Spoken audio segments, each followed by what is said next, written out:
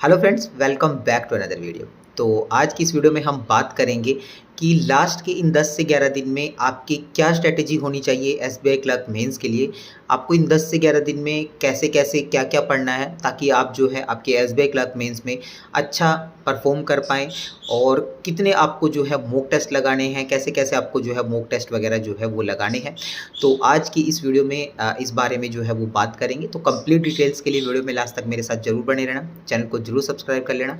कोई भी दिक्कत, कोई भी डाउट, कोई भी क्वेरी आपको हो तो कमेंट बॉक्स में कमेंट करके बताना या फिर टेलीग्राम चैनल जिसका लिंक मैं डिस्क्रिप्शन में लगा दूँगा, उसको जॉइन करके वहाँ पे भी आप आपके डाउट्स को क्लियर कर सकते हैं। वीडियो को लाइक और शेयर करना ना भूलें। तो बिना किसी देरी के चलिए आज की वीडियो को शुरू करते हैं।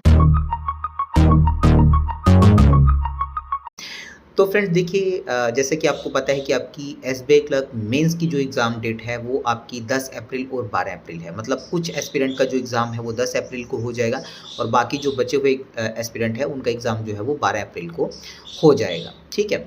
तो कहने का मतलब है कि आपके पास जो है अभी 10 से 11 दिन ही आपके पास जो है वो बचे हुए हैं। तो सबसे पहले हम बात कर लेते हैं कि आपको जो है अभी क्या स्ट्रैटेजी इन 10 से 11 दिन में अपनानी है। तो मैं सेक्शन वाइज़ आपको बता देता हूँ। तो सबसे पहले हम बात करते हैं जीए के सेक्शन की, जो कि एक one of the scoring subjects में से एक सब्जेक्ट है, जो कि आपका जो है वो मार्क्स को जो है वो बूस्ट अप कर सकता है। अब इसमें भी 2 केस आते हैं। कई एस्पिरेंट ऐसे हैं कि जिन्होंने जो है वो जीए को पहले से ही पढ़ना शुरू कर दिया था, जिनको पता था कि उनका प्री जो है वो क्वालिफ़ाई हो जाएगा और वो ऑलरेडी जो है वो जीए को पढ़ रहे हैं। ठीक है? और दूसरे एस्पिरेंट ऐसे हैं कि जिनको एक्सपेक्ट नहीं था कि उनका जो है प्री का एग्ज़ाम क्वालिफ़ाई हो जाएगा और लकीली उनका जो है वो प्री जो है वो क्वालिफ़ाई हो गया। अब वो क्या स्ट्रैटेजी अपनाएँ, ठीक है? तो सबसे पहले हम बात करते हैं कि जिनका जो है जो ऑलरेडी प्रिपेयर कर रहे थे। तो आपको इन 10 से 11 दिन में आपको जो है जितना भी आपने जहाँ से भी जिस भी मन से आपने जीए पढ़ा है, बस आपको जो है उसको थोरोली अच्छी तरह से रिवाइज़ कर लेना है। आपको इन 10 से 11 दिन में इस तरह से आपके शेड्यूल को बनाना है कि आप कम से कम जीए को 2 बार रिवाइज़ ज़रूर कर लें, ठीक है?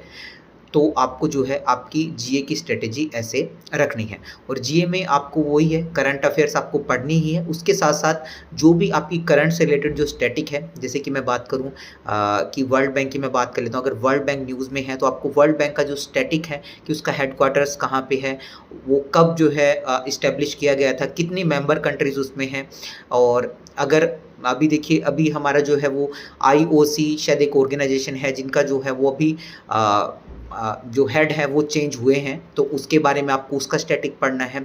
उसके जो हेड हैं वो कौन चेंज हुए हैं, वो किस कंट्री से हैं, ऐसे आपको जो है करंट के साथ-साथ आपको जो है वो स्टैटिक को रिवाइज़ करना है, ठीक है? उसके बाद दूसरी हम बात करते हैं कि जिन लोगों का जो है जिन्होंने अभी जीए पढ़ना नहीं शुरू किया तो अब वही 10-11 दिन में क्या करें? अब आप लोगों को क्या करना है, अब आप लोगों को जनवरी से लेके मार्च तक जहाँ से भी आपको अच्छा लगे जीए का जो आपका सेक्शन है उसको आपको थोरोली पढ़ना है, ठीक है? जितना आप इन 10 से 11 दिन में रिवाइज़ कर सकते हो, जितना आप पढ़ सकते हो वो आपके लिए बेस्ट रहेगा।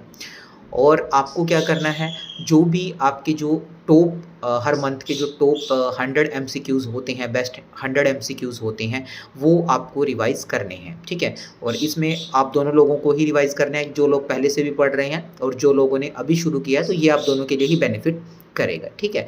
अब दूसरी बात हम कर लेते हैं क्वांट या फिर आपके डीआई के सेक्शन की। क्वांट में आपको जो है चैप्टर वाइज़ जो भी आपके बेसिक फ़ॉर्मूलाज़ हैं, उनको आपको अच्छी तरह से रिवाइज़ कर लेना है। उसके बाद आपके जो स्क्वायर हैं, क्यूब हैं, उनको आपको रिवाइज़ कर लेना है। उसके बाद अब आपको जो है इन 10 से 11 दिन में डीआई की अच्छी तरह से प्रैक्टिस करनी है। आप किसी पीडीएफ से डीआई की प्रैक्टिस कर सकते हैं, प्रीवियस ईयर पेपर से आप डीआई की प्रैक्टिस कर सकते हैं या फिर आप यूट्यूब पे वीडियोज़ देख के उनके साथ-साथ जो है आपकी डीआई की प्रैक्टिस कर सकते हैं, ठीक है? अरिथमेटिक के जो क्वेश्चन हैं, उनको लगाना भी ना भूलें, उनकी भी जो है आपको अच्छी तरह से प्रैक्टिस करनी है।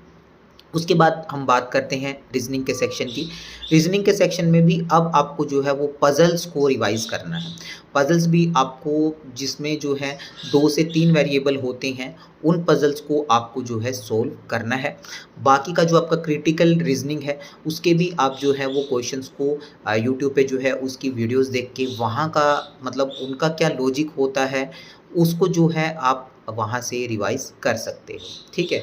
और उसके बाद हम बात करते हैं आपके इंग्लिश के सेक्शन की। तो इंग्लिश में भी आपको ग्रामर के जो भी बेसिक रूल्स हैं वो आपको रिवाइज़ होने चाहिए।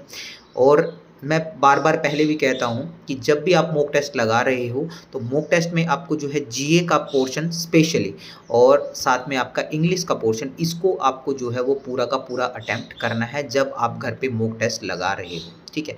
इससे बेनिफिट क्या होगा? इससे बेनिफिट ये होगा कि आपको इंग्लिश के जो भी आप क्वेश्चन अटेम्प्ट करोगे, उसमें जो भी आपके क्वेश्चंस नहीं बन रहे, जो भी रूल्स आपको याद नहीं रह रहे या जो भी आप एरर फाइंड आउट नहीं कर पा रहे, जब आप थोरोली एनालिसिस करोगे तो वहाँ से आपको बहुत सारे जो हैं रूल्स आपको पता चलेंगे, ठीक है?